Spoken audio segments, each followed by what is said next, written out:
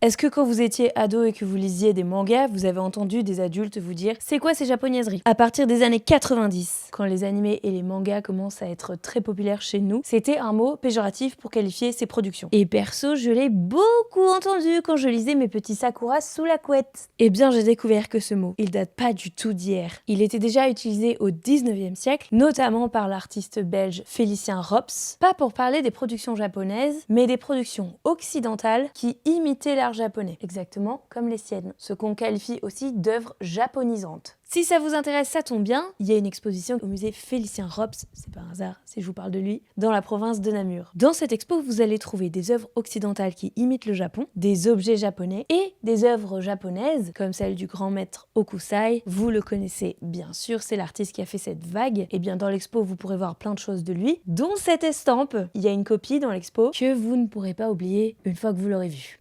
Désolé. Bref, cette exposition, c'est l'occasion de réfléchir à comment une culture peut en impacter une autre, peut même intégrer son quotidien, comme nous qui lisons toujours davantage de mangas, mais également comment l'Occident fantasme d'autres endroits du monde et se l'approprie culturellement. Rops n'est jamais allé au Japon, par exemple, il le vit à travers des objets et des images rapportées, c'est donc un objet de fantasme et de fétichisation. En plein 19e siècle, c'est ce qu'on appelle le japonisme. Alors que le Japon ouvre ses frontières sous la pression américaine et commence également à commercer avec l'Occident, tout type d'objets et d'œuvres d'art arrivent en Europe et fascinent les artistes de par leurs couleurs et leur composition. Félicien Rops, alors installé à Paris, est pris dans le même paradoxe que plein de ses collègues, réalisé mais critiqué en même temps, ce qu'ils appellent donc des japoniaiseries, terme inventé par l'écrivain Champfleury. Bref, c'est une exposition très riche pour comprendre à travers l'exemple de Félicien Rops les racines de la fascination occidentale pour le Japon, toujours plus forte dans notre pop culture actuelle comme vous le savez, une fascination ambivalente qui n'échappe pas à l'exotisation et avec elle aux clichés racistes et stéréotypés. Je trouve vraiment que cette expo elle a réussi justement à réunir une collection incroyable qui est parfaite pour réfléchir à ces sujets, pour questionner ce que ça nous fait, nos biais, etc.